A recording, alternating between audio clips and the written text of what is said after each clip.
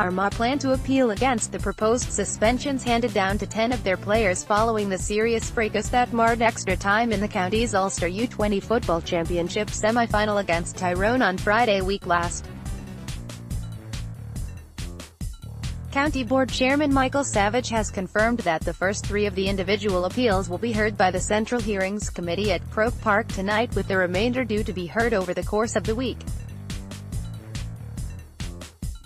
We feel we have grounds for appealing against these proposed sanctions, and obviously we would like to see the individual hearings all conducted in the early part of the week if at all possible, said Savage.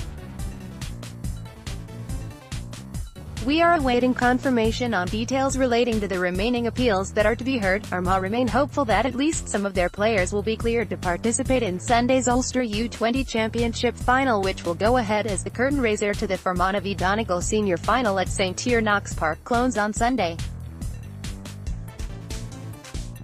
Obviously we would like to be able to field our strongest possible team, but we must wait and see how the appeals process goes from our perspective, stated Savage.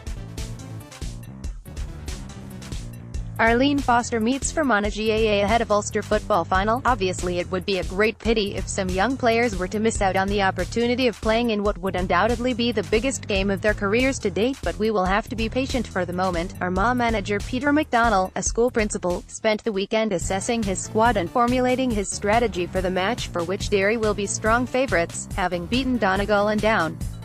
It is understood that key players such as Ryan O'Neill, Conor Turbitt, Callum O'Neill and Barry McCambridge escaped censure in the game against Tyrone, and they are expected to be in the vanguard of the side on Sunday.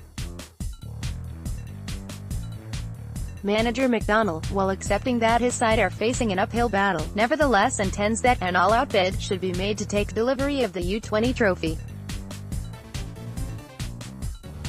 My focus here has got to be on our panel and our players, insisted McDonnell.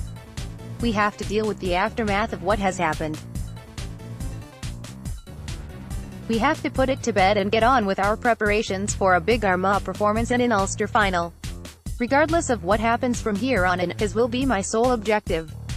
My aim is to gather a group of young men that will be determined to play the same exciting brand of football that they have played in our 2 matches to date in the competition. Galway taking a leaf from Tyrone's book, Corey. In doing so, I would hope that they will make this final a real contest. We will be making an all-out bid to win, but we know that the ball is very much in Derry's court at this point in time. In some ways, it will be awkward for the Derry squad and management dealing with this issue, and they have their own challenges to face in this respect.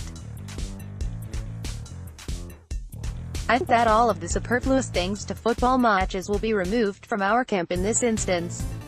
He added, we have been reduced to the bare bones, but it's no time for nonsense or idle talk.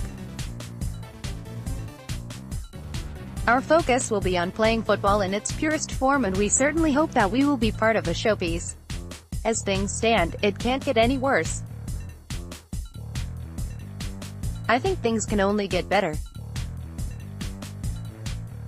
Anything that we might possibly achieve, we would hope to achieve solely on merit. That in my view is what it is all about. Derry, meanwhile, have stepped up their preparations for the match, although it is not known if Jude McAdamney, who was so impressive in the quarter-final defeat of Donegal, will be available after sustaining an injury in the semi-final win over Down.